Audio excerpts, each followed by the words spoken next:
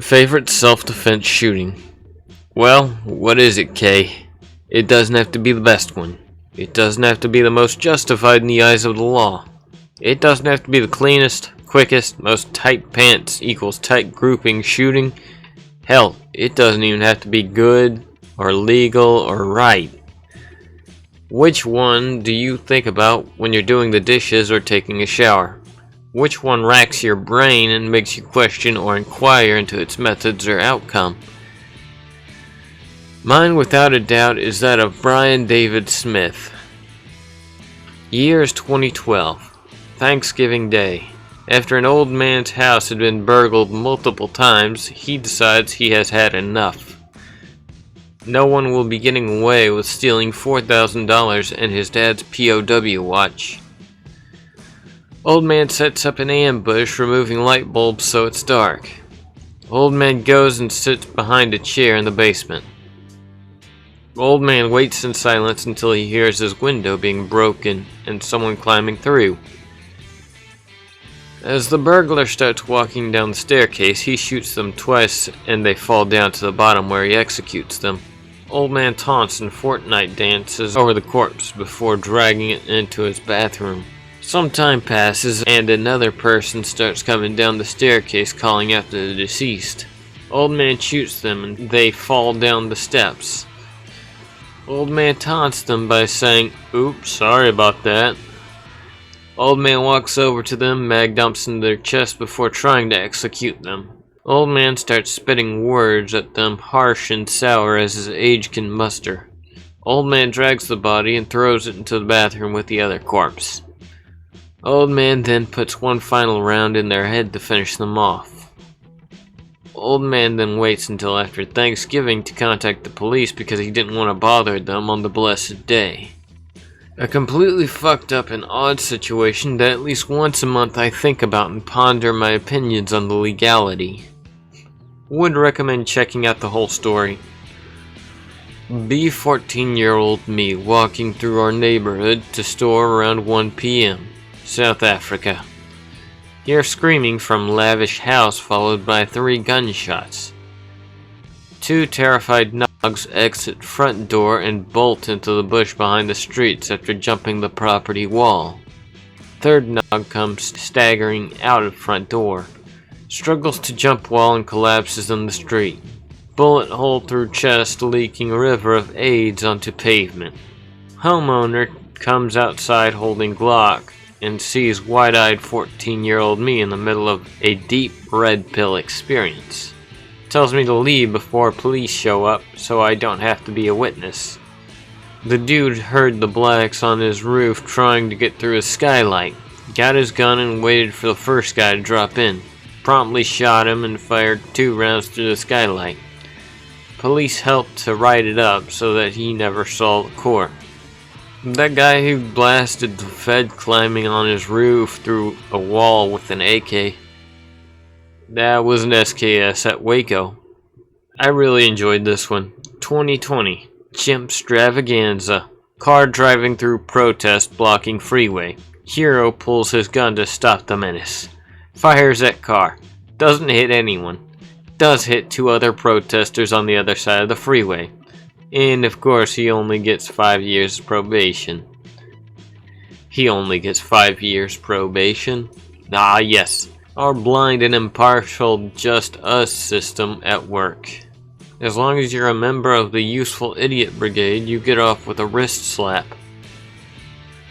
All shots went wide. Looks like Carl missed his marks.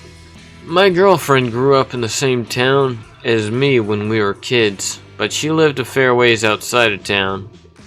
When she was about 8, after I had left town, some boongs, for the uneducated, boong is a aboriginal. Some boongs followed her home as she was riding her bike and tried to get into the house. The horde gave up because it was locked up tight, but a couple stuck it out and tried to pry the back door open as she barricaded herself inside. Her dad came home from working as a ranger, walked in the front door to hear this, got the .308 rifle from his truck and shot both of them. One ran off bleeding heavily to be claimed by the desert, and he loaded the other into the truck and buried him out in some scrubland. The corpses are long gone and no one ever came looking for them or wondered where they went. Be me, in 2010, Houston, Texas.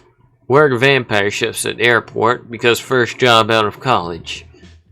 Off work at 4 a.m. Say fuck it and go to Walmart for take and bake pizza for dinner. Keep CCW in car because lol airport. Put holster on and drive to Wally World. Make purchases and walking out thinking about stuffing my face in just a few short minutes. Suddenly get pinned against the car from behind. It's a fat stick saying something, but lol, I don't care. Elbow him in the jaw and draw. Totally willing to let him waddle away, but Fatso has a knife. He moves. I panic fire 3 times. Fat's takes 2, 1 to the chest and 1 in the stomach. Car he went into gets the last in the door.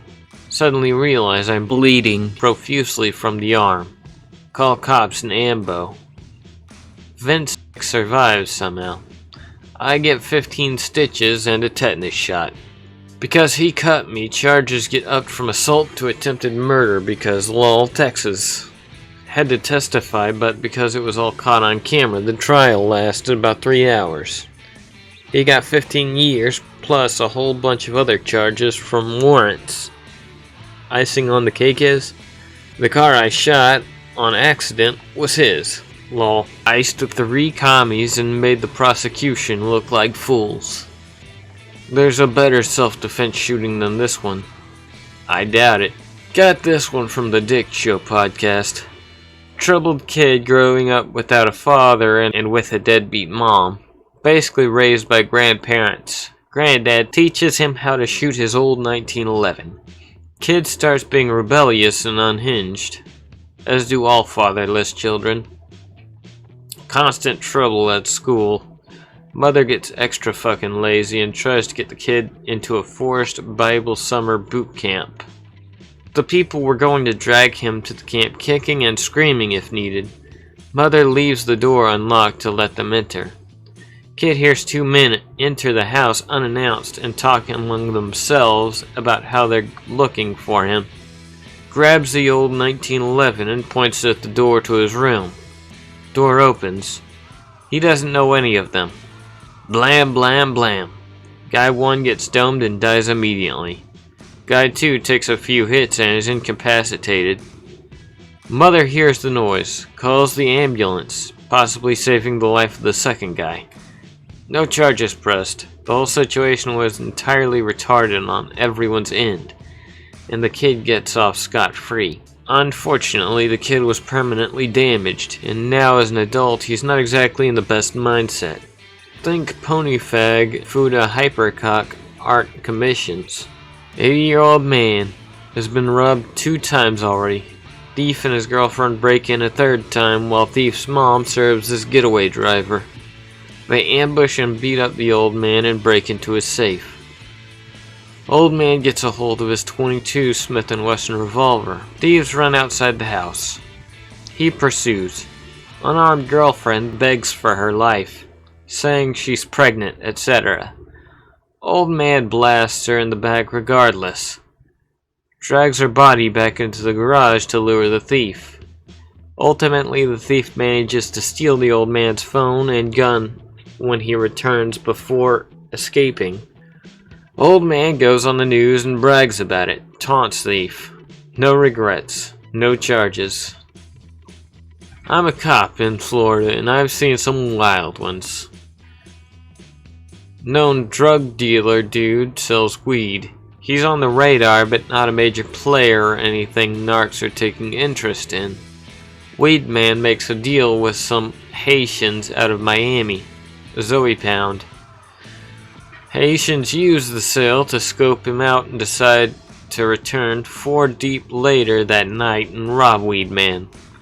Weed Man is not a felon and legally has a Smith & Wesson M&P 15 Sport 2. Haitians return and boot door. Weed Man fires 3 rounds at the commotion.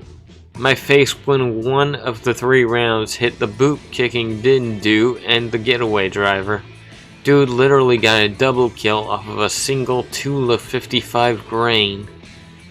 Stand your ground does its job. Weed Man is never charged. Based Weed Man.